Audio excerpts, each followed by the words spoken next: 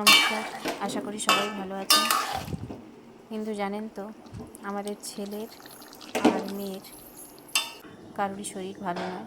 আমারও শরীরটা ভালো নয়, কারণ ওয়েদারটাই তো এখন ভালো নয়। ওদের জ্বর হয়েছে, ঠান্ডাও লেগে গিয়েছে, সর্দি কাশি সব রকম। তাই আজকে আর কিছু রান্না করতে ইচ্ছে করছে না, তাই সাদা ঝোল বানাচ্ছি। সাদা ঝোল এখন গরমও তো খুব পড়েছে, সাদা ঝোলই খাওয়া উচিত পেটকে। আর রেগুলারও তো খেতে ইচ্ছে করে না, এক আধদিন বানিয়ে খাওয়া যেতেই পারে। তাই কয়েক পিস মাছ নিয়ে মাছটাকে প্রথমে ভেজে নিয়েছি।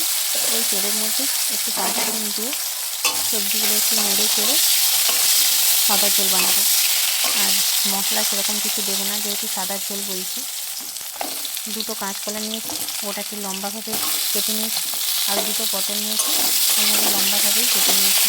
আর আলু দিচ্ছি না। যাদের কিন্তু সুগার থাকবে, এভাবে আলু না দিয়ে সাদা ঝোল বানিয়ে খেতে পারেন, কিন্তু আজকে আমি এমনিই দিচ্ছি না ঝোলটাতে আলু।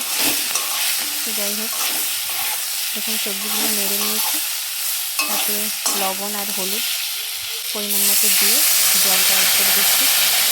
এটা সেদ্ধ হয়ে এলেই মাছগুলো দিয়ে দেবো। ওয়েদারটা এতটাই খারাপ এখন, আমারও খুব ঠান্ডা লেগে গেছে, তাই ভয়েসটা এরকম শোনাচ্ছে। একটু জিরে গুঁড়ো দিয়ে দিচ্ছি, কাঁচা জিরের গুঁড়ো, এটা ভেজে গুঁড়ো করিনি কিন্তু। বাটিতে নামিয়ে নিচ্ছি। এই ঝোল দিয়ে ভাত খেয়ে দেখবেন, সত্যিই সুন্দর লাগে। ট্রাই করবেন বাড়িতে।